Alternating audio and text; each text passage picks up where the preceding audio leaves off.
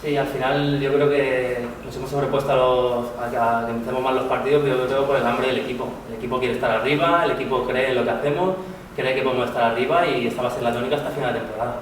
Y este domingo aún más, entonces, con la afición que seguro que va a estar apoyándonos en casa, yo creo que haremos un buen partido y intentaremos conseguir los 3 puntos. Sí, bueno, el mensaje es al final de que nos apoyen, de que asistan, que nosotros no vamos a dejar la piel en el campo, que eso no lo duden. Nosotros, como te digo antes, queremos estar ahí arriba, yo creo que el club se lo merece y la afición, por supuesto, que también.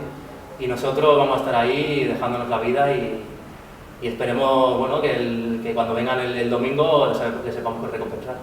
Yo personalmente prefiero no centrarme en tanto de lo que tiene que pasar, sino ir partido a partido. Al final lo que sabemos, lo que necesitamos que es ganar, entonces centrarnos en este domingo, en ganar. Y bueno, también sabemos que no dependemos solamente de nosotros, pero yo creo que si hacemos las cosas bien y conseguimos en estos últimos 4 partidos victoria, yo creo que podemos estar ahí arriba.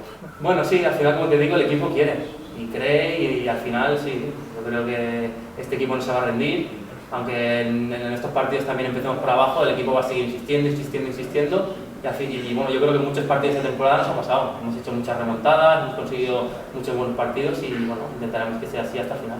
Sí, yo creo que el vestuario sobre todo está muy unido. Yo creo que bueno, al principio de temporada también nos pasó, que hubo un poquito así de dudas con los resultados y ahora también tuvimos hace poco una mala racha, pero el equipo siempre está unido, es lo que también nos ha dado el poder remontar y el poder estar luchando ahí hasta el final y yo creo que el equipo va a estar a la altura de esta situación.